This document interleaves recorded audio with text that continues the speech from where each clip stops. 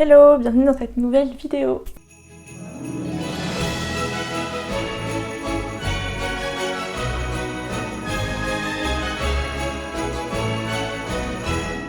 Aujourd'hui nous sommes donc le 4 décembre et nous allons ouvrir la 4e case du calendrier de l'Avent du savoir. Je vais garder cette mise en scène jusqu'au bout, jusqu'au 24, donc habituez-vous vraiment. Et aujourd'hui nous allons parler de Led Zeppelin.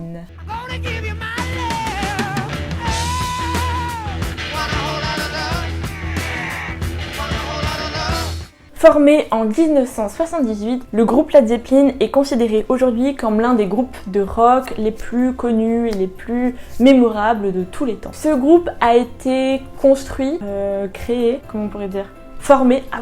Le groupe a donc été formé à l'initiative de Jimmy Page, qui était guitariste dans le groupe les Yardbirds. Et en fait, il a décidé de s'entourer d'un chanteur, Robert Plant, d'un bassiste nommé John Paul Jones et d'un batteur, John Bonham. En fait, il a reformé un genre de groupe parce que les Yardbirds, du coup, avaient encore des contrats musicaux à honorer en Slovaquie, je crois. Pas du tout. En Scandinavie. Donc, ils deviennent The New Yardbirds avant de véritablement s'appeler Led Zeppelin en 1969. Et du coup, il y a une petite histoire derrière le nom Led Zeppelin. Apparemment, ça proviendrait de Keith Moon, qui était le batteur des The Who, qui avait dit à Jimmy Page que son groupe allait s'écraser comme un lead balloon, c'est-à-dire un zeppelin de plomb. Zeppelin, c'est un dirigeable en fait. Et donc par la suite, Page va décider de garder en fait ce nom qui lui a été attribué dès le départ. Il va simplement enlever le A de lead et du coup ça va devenir Led Zeppelin. Le groupe va donc sortir son premier album en 1969. Jimmy par la suite il racontera que cet album il a été réalisé très rapidement en une trentaine d'heures, qui est bien sûr un temps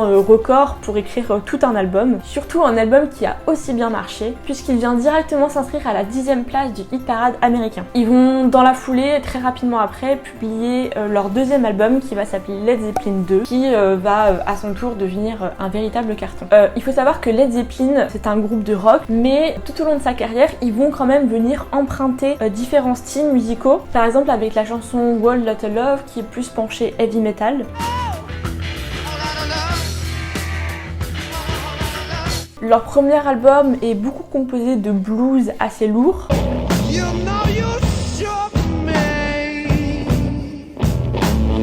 Ou encore la chanson Immigrant Song qui est beaucoup inspirée du folklore britannique.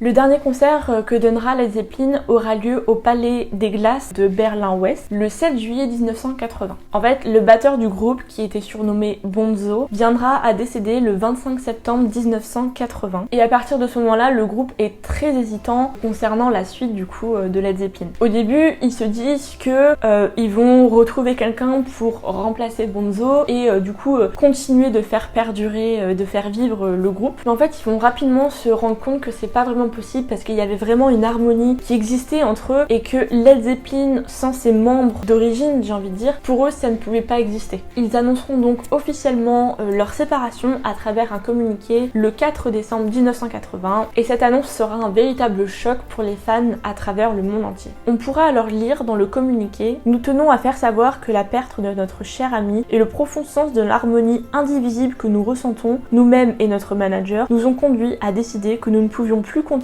comme nous étions. Deux des membres du groupe, ou du moins de l'ex-groupe, se reformeront occasionnellement pour apporter leur soutien à certaines causes. Un autre album sera publié en 1982 qui s'appellera Coda, et en 1994, un album intitulé No Quarter sera également publié, cette fois-ci par Jimmy Page et Robert Plant. La seule réunion qu'il y aura entre les trois membres restants du groupe sera en 2007, lors d'un concert hommage au fondateur de l'Atlantic Records, qui était en fait l'ancienne maison de disques de Led Zeppelin avant qu'ils créent la leur. Ceci a beaucoup ravi les fans et pour certains leur a même donné l'espoir qu'un jour Led Zeppelin puisse véritablement revenir. Mais malheureusement, il est aujourd'hui quasiment impensable que Led Zeppelin se reforme avec les trois membres encore vivants, que comme ils l'expliquent eux-mêmes, ils ont vieilli, ils n'ont plus la même voix, mais ça restera un groupe incontournable du rock'n'roll. Ils auront peut-être bien fait de s'arrêter avant que l'image du groupe Led Zeppelin soit ternie.